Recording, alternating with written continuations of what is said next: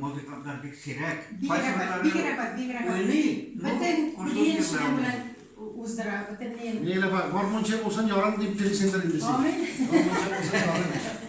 Amin, gormonçak olsun.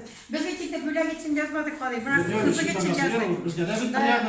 Bunda paranın hukuku aç. 50'lerin çekişisi var dikti. Uzilda işlevici Ferhat abza iyiydi. Bütün yüreğim ellerini işlettik dedi. Yaş vakitini hizmet istedi. Uzilda işler vakitinde. Onlar bütün her zaman diktiler. Bütün gençliğimiz niske düşelim şimdi bir şey deyip. İyi yazasın da deyip. Bir rahmet olsun bir tanesine. Olay işini tek yazıp değildi. Bir şey uyladım da iyiydi. Bir tanesi kirsin dedim. Yüzün maktap yazdırganını yaratmayın. Yüzün yazganını yaratmayın. Başta parçaları bilen yüzün terimde yerinde tut da elime etem. Yazmayın öyle.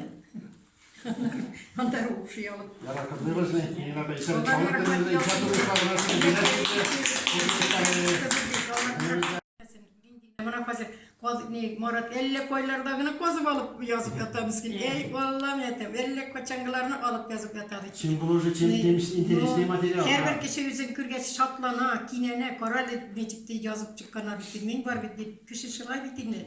Şeyde ömürlü buluruz indi. Bitmesin indi gazetler bitmesin. Olsa da bitmesin. Köpten indi işletilmi uramda milliminlar. Siz koylarda garmonçular, nega tıngan garmonlar. Avulda bit buş körüne, garmonlar oynamagaç, yüreklerini dertlendirgen, mınglı jırlar bulmagaç.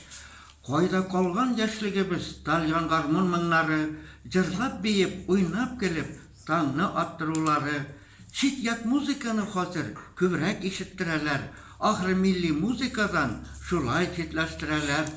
Garmonçularımız sanı kübeyip varsın idi, milli mınlar lezzetine seyinip yaşasak idi.